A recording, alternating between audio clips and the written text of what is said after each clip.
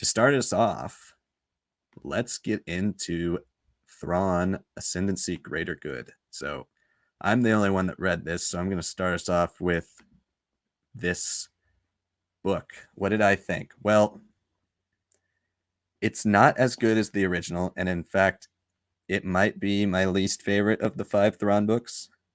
I think it's still very, very good, don't get me wrong. It's Timothy Zahn. You know, you can't really go wrong with anything he's written in Star Wars, but it is just kind of meandering. It kind of falls into that second book, second act structure type of filler plot point, conundrum of like, how do we move forward with, especially with Thrawn, how do we move forward with a character who's so gifted, who's so unbeatable, and as someone who's just like really not able to be toppled by anyone, and he's never really been beaten by anything unless he can't. And I've heard Timothy Zahn say that as well, with when in interviews, that the only way Thrawn gets beaten is if he gets beaten by something that's completely unpredictable that nobody could possibly come up with.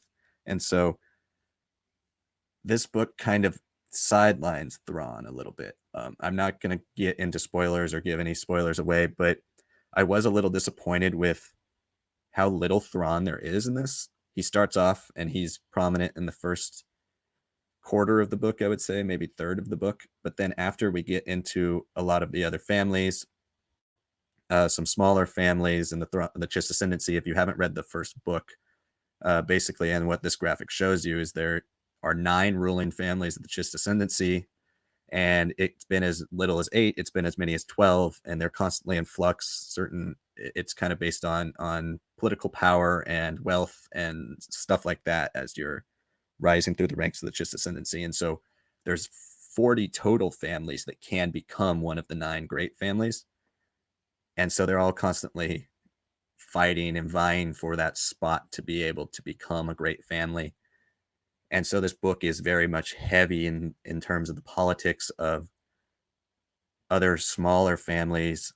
There's the Zoblak, who's the main one that we follow in this book, who have a lot of characters who are trying to create history for their families and move their family from lower tier to back into the elite, the high up, the 9 families. So it does get, in my opinion, kind of muddled with a lot of detail of these other families that, I didn't necessarily care about or go into the book caring about. By the end, I did care about them, and I cared about the struggle of certain characters.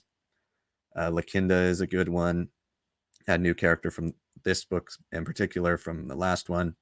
But the one thing I would say that I really enjoy about the Thrawn Ascendancy books is they really don't feel like Star Wars at all. And, that might sound weird, but Zahn has gotten complete creative license to just basically build his entire own universe inside of the Star Wars canon. And so he takes elements from old books like Outbound Flight and other Thrawn books from Legends and stuff, but he really just goes in and is able to do pretty much anything he wants, because almost none of these aliens that are in this book, almost none of the characters ever interact with anyone we know.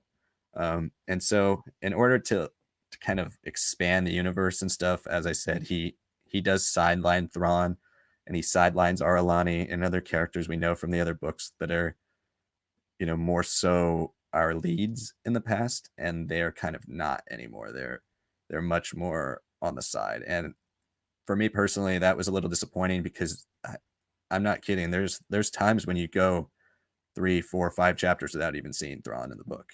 And so as a Chiss Ascendancy book, if you're really interested in expanding the lore, it's definitely, very expansive, and you learn a lot of new things, and it's dense. Like it's almost like Lord of the Rings level dense with names, and how each name has a prefix that's very similar. So it's hard to keep track of all the characters because they all start with the same name in the certain families. So outside of Thrawn and Aralanian characters that we've Samacro and Chila, or not Chiri, and Thalius, there's certain characters that are new that are all from the same families that are just kind of like, they're very, very hard to distinguish between because they all start with the same letters. So you really have to focus, and you really have to kind of almost take notes and be very much so hyper intense on all the details, because Zahn really gets into that. But that being said, I sound like I'm complaining about this book more so than I actually am.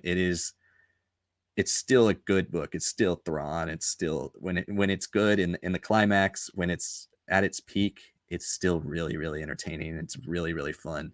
And so I would recommend this if you have been into all the Thrawn books. I mean, obviously now this is the fifth one.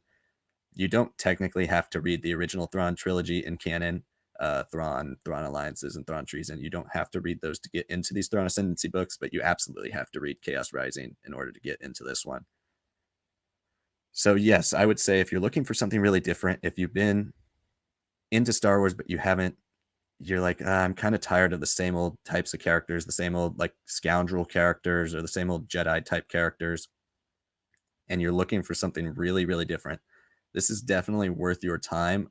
I would say if you read Chaos Rising and you don't like it, you're probably not going to like this, because it gets even deeper into the Chiss mythology and really trying to expand all of that and just move us further into the future. But I do think we've kind of set up for a good last book, and Lesser Evil does come out this November or October, I believe. So we're getting the end of this pretty soon this year. So I would say if you haven't read this and you're interested, read Chaos Rising. And if you don't like that, don't waste your time with Greater Good. But if you do like that, definitely keep going, because I do think we're set up for a pretty good finale.